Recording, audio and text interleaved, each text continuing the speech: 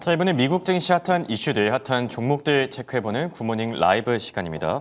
도움 말씀에 유진투자증권의 김지혁 PB와 함께합니다. 안녕하십니까? 예, 안녕하십니까. 네, 간밤 미국 증시 혼조세로 또 거래를 마쳤는데요. 한 줄 평 먼저 남겨주실까요?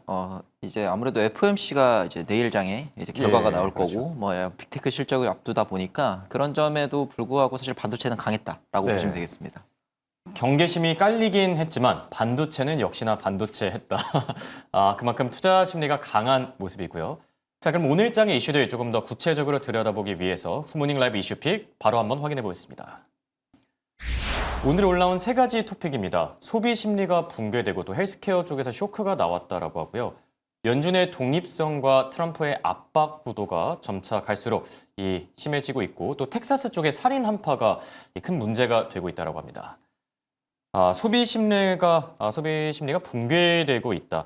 지금 소비자 신뢰 지수가 간밤에 발표됐는데 좀 많이 떨어졌거든요. 팬데믹 때보다 더 악화되지 않았습니까? 예, 맞습니다. 이게 저널이 94점 이 정도 네. 나왔다고 보시면 이게 90 기준으로 해서 보통 위로 나오면 이제 소비가 괜찮다라고 판단이 되고 아래로 나오면 조금 소비가 꺾였다라고 보시면 되는데 네. 저널 대비해서도 거의 9.7% 포인트가 폭락하다 보니까 아무래도 이 소비에 대해서는 지금 여전히 트럼프 정부에서는 굉장히 강하다라고 네. 표현을 하고 있지만 이게 이제 전문가에서 이제 나온 얘기들은 결국 K자형 소비라고 불리우죠. 예, 예. 굉장히 이제 고소득 쪽에서는 이 주식 성장으로 인해서 굉장히 소비가 활발하지만 여전히 저소득층 기반에서는 굉장히 어려운 시장이다라고 보시면 되겠습니다. 경기 침체 가능성에 대해서는 어떻게 생각하세요? 좀 시기상조일까요? 아니면 좀 슬슬 걱정할 만한 그런 부분들도 있을까요? 그러니까 사실 이게 지금 미국 정부에서 어떤 수치를 기반으로 보느냐에 따라 좀 달라지긴 하겠지만 사실 경기 침체는 지금은 판단하기가 굉장히 좀 잘못되지 않았나라고 보는 이유는 결국 GDP 성장률이 지금 거의 뭐 4%에서 5% 예. 이렇게 나오다 보니까 그런 점들에 있어서도 사실 지금 빅테크에 대한 투자가 사실 멈추지 않는다면 이런 K자형 소비보다는 아무래도 그런 캐펙스 투자 쪽으로 바라보게 되면 충분히 경기 침체는 조금 먼 이야기다라고 네. 보시면 되겠습니다. 네. 자, 그리고 메디케어 쪽에서 큰 폭탄 발언이 또 나왔었죠. 이게 지금 뭐 사실상 동결을 트럼프 행정부가 하게 된 건데 보험 관련주들도 좀 일제히 급락했거든요. 해당 이슈는 어떻게 보셨을까요? 이게 메디케어 보험사들이 그동안 이 오바마 케어라는 어떤 명목 하에서 사실 그 지급액을 굉장히 높게 받아왔었습니다. 그렇죠. 이게 지급액이 거의 뭐 한 3에서 4% 정도 되는 지급액을 정부에서 받아왔는데 네. 이게 예상과는 다르게 지금 0.09%로 이제 굉장히 낮아지게 되면서 이제 관련 주가들이 굉장히 큰 폭락을 이루어지게 됐다라고 보시면 될 것 같고요. 특히 유나이티드 헬스케어 같은 경우는 어제 밤에 결국 이제 거의 20% 가까이 좀 그렇죠. 폭락을 하는 모습들이 이게 아무래도 트럼프 행정부는 아무래도 이 메디케어 자체를 굉장히 어떤 민주당의 어떤 정책의 일환으로 보고 있기 때문에 그런 분들에 있어서는 충분히 조금 지금의 주가 하락은 어떤 불가피하다라고 보시면 되겠습니다. 네. 시장이 앞으로 미치게 될 영향에 대해서는 어떻게 생각하세요? 좀 이 보험사들의 주가 다시 살아날 기회가 있을까요? 유나이티드 헬스 같은 경우에는 지금 많이 빠졌는데 사실 시청자분들도 물론 기억하시겠지만 워런 버핏의 픽을 또 받아서 좀 반짝 핫하기도 했었잖아요. 반등 모멘텀은 좀 어려운 걸까요? 예, 사실 그때 그 작년 초에 보게 되면 유나이티드 헬스케어가 굉장히 큰 폭으로 하락했던 네. 이유 중 하나는 그 대표에 대한 어떤 이 고소가 들어가게 되면서 예, 그렇죠. 큰 폭의 하락이 됐지만 이번 같은 경우는 사실 어떤 실적 기반의 베이스이기 때문에 조금 회피 섹터로 분류해야 되지 않나라고 저는 네. 판단을 하고 있고요. 아무래도 이 헬스케어가 다시금 살아나려고 하면 결국 트럼프 행정부에서 이 관련 정책들을 뭔가 변화하는 시점이 어느 정도 다시금 투자가 들어갈 수 있는 부분이 아닐까라고 생각하고 있습니다. 네. 자, 헬스케어 쪽에 대한 의견까지 들어봤고요. 그리고 연준의 독립성, 트럼프 대통령의 금리 인하 지금 팽팽하게 맞붙고 있는 상태죠. 이런 가운데 지금 월가의 전망 같은 경우에는 좀 금리 인하 전망이 많이 꺾이고 있다라고 합니다. 관련 내용들은 어떻게 보고 계실까요? 사실 이게 출근하면서도 봤던 게 페드워치를 좀 중심으로 보고 있는데 결국 지금 1월 달에는 당연히 이제 동결로 좀 치우치고 있고요. 특히 이제 금리 인하 확률이 높아지는 달을 보게 되면 결국 이 파월이 내려가는 시점, 네. 결국 이제 6월부터가 그렇죠. 인하 확률이 높아지더라고요. 그러면 6월부터 12월까지 총 2번 인하라고 하면 아무래도 이거는 기술주 쪽에는 조금 부담이 되는 부분들은 있을 겁니다. 근데 그럼에도 불구하고 사실 지난 FOMC에서 이미 되게 그 반반의 어떤 인하와 동결에 대한 부분들이 반반으로 좀 나왔기 때문에 이게 점점 파월에 대한 영향력이 약해지면 약해질수록 이 인하에 대한 확률이 더 올라가지 않을까라고 생각하고 있습니다. 월가에선 지금 어느 정도로 보고 있죠? 올해 한 두 차례 금리 인하 정도를 예상하고 있는 걸까요? 그렇습니다. 올해는 두 차례 금리 인하로 예상하고 있습니다. 여기 또 내년 같은 경우에 뭐 추가 인하 기대감까지 있을까요? 아니면 일단은 트럼프 행정부에서 결국 11월 중간 선거 전까지의 어느 정도 이 금융적인 완화 스탠스를 이뤄내야 되기 때문에 그런 점들에 있어서는 인하를 조금 더 이제 압박을 할 가능성이 높다라고 보고는 있습니다. 근데 다만 이제 연말로 갈수록 인하에 대한 부분들이 지금의 금리 인하는 굉장히 유동성의 폭발로 이어지게 되지만 결국 연말로 갈수록은 그 인하가 네. 과연 정말 어떤 인한지에 대한 성격을 봐야 되는데 보통은 예. 경기 침체로 인해서 인하를 하는 경우들이 많기 때문에 그런 인하에 대한 당시의 상황을 조금 좀 잘 지켜봐야 된다라고 생각하고 있습니다. 네. 그리고 이 얘기를 빼놓을 수가 없죠. 시장의 최대 관심사 중에 하나가 바로 차기 연준 의장이 누가 되느냐. 원래는 뭐 케빈 워시가 많이 우세했는데 지난주부터 릭 라이더가 또 급 부상했다라고 하죠.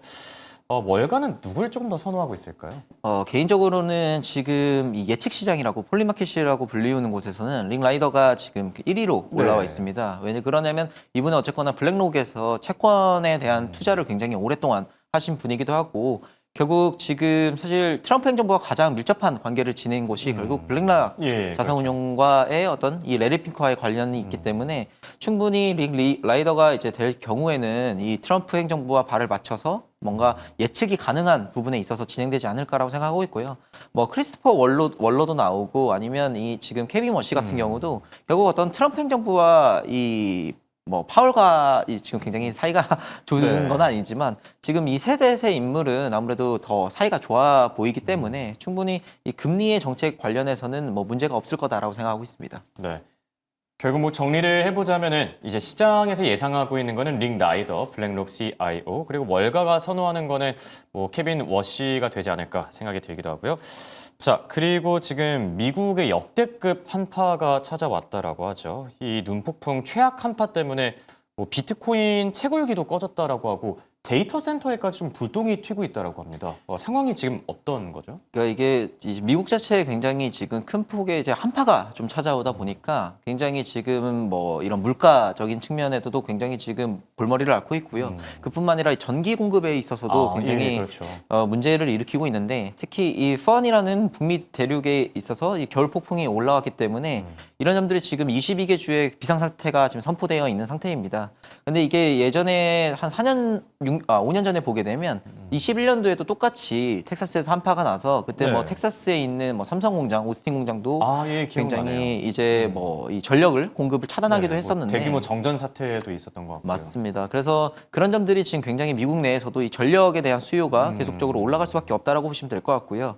사실 지금 거의 한 지난 3년 동안 이 데이터 센터를 굉장히 확충하게 되면서 그런 점들에 있어서 이 전력 가격들이 굉장히 올라간다, 이 에너지 가격들이 올라간다에 대해서 지금 굉장히 미국 국민들에 대한 불만들도 굉장히 증가되고 있는데 네. 그런 점들이 과연 트럼프 행정부에서는 어떻게 해결할지에 대한 부분도 좀 주요의 관심사라고 보시면 될 것 같고요. 이게 전력 가격이 올라가면 올라갈수록 그럼 전력 효율화를 어떻게 해야 되는지에 대한 부분도 좀 저희가 지켜봐야 된다라고 생각하고 있습니다. 네. 그동안 좀 노후화됐던 이런 전력망을 다시 개편하는 그런 시기가 되지 않을까 생각이 들기도 합니다. 자, 그리고 기업 이슈 얘기 조금 더 나눠볼까 하는데요. 간밤에 좀 눈에 띄었던 기업이 있을까요? 아무래도 뭐 당연히 뭐 마이크론 테크놀로지가 굉장히 눈에 띄었다라고 보시면 될 것 같고 특히 반도체주 전체적으로 좋았습니다. 네. 뭐 어제 우리나라 장도 보게 되게 되면 굉장히 하이닉스 같은 경우도 거의 예, 이제 그렇죠. 9%까지도 올랐던 점들이 아무래도 이 반도체 쪽의 흐름이 여전히 견조하다라고 보시면 될 것 같고요. 그뿐만 아니라 이 전력주들도 여전히 네. 관심도가 굉장히 높다라고 보시면 되겠습니다. 이런 와중에 또 특징주로는 버티블 홀딩스를 들고 와주셨어요. 어떤 모멘텀이 있을까요? 사실 결국 이 전력에 대한 효율화를 어떻게 일어나는지에 대한 부분들이 지금 굉장히 월가에서도 그리고 올해 어떤 한 축의 테마라고 보시면 될 것 같은데요. 이 차세대 AI 데이터 센터를 위해 이 800VDC라는 전력 포트폴리오를 작년에 이미 가져오긴 했습니다. 근데 이게 800VDC가 뭐냐면 원래는 이제 교류에서 직류로 뭐 직류에서 교류로 움직였던 것들이 이제 그거는 이제 굉장히 이제 약간 도로로 비교하게 되면 이 국도가 굉장히 많았다라고 예. 보시면 될 것 같은데 지금 800VDC 같은 경우는 이제 완전 이제 고속도로를 깐다라고 보시면 될 것 같고요. 고속도로를 깔게 되면 이 전력에 대한 효율이 거의 70% 정도 절감이 된다라고 보시면 될 것 같고요. 특히 최근에 이제 원자재 가격들이 굉장히 큰 폭으로 올라가는 이유 중 하나는 이 전력을 굉장히 전도체를 빠르게 유지하기 위해서 네. 지금 필요한데 이 800VDC를 사용하게 되면 이 구리 사용량도 45%또 감소되는 부분들이 있기 때문에 아무래도 데이터 센터가 확충되면 될수록 이 전력에 대한 효율화를 어떻게 이뤄내는지에 대한 부분들이 이 버티브 홀딩스가 가지고 있는 이 800VDC 전력 포트폴리오가 좀 해결되지 않을까라고 생각하고 있습니다. 월가 평가는 어떻죠? 좀 긍정적으로 나오고 있나요? 예, 최근에 뭐 JP모건 같은 경우는 이 글로벌 IB 목표 주가를 낸 게 AI 인프라 속에서 최우 선호주로 뽑게 되면서 지금 네. 여전히 225달러까지도 오, 목표 예. 주가를 유지하고 있고요.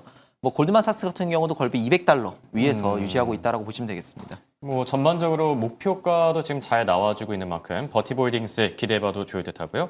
자, 그리고 두 번째 특징주로는 나비타스를 들고 와주셨어요. 나비타스는 어떤 모멘텀이 있을까요? 예, 이것도 사실 이 전력 반도체라는 기업이고요. 아무래도 이제 지난 저희가 이 AI 흐름을 보게 되면 GPU에 대한 병목이 있었고 전력에 대한 병목이 있었고요.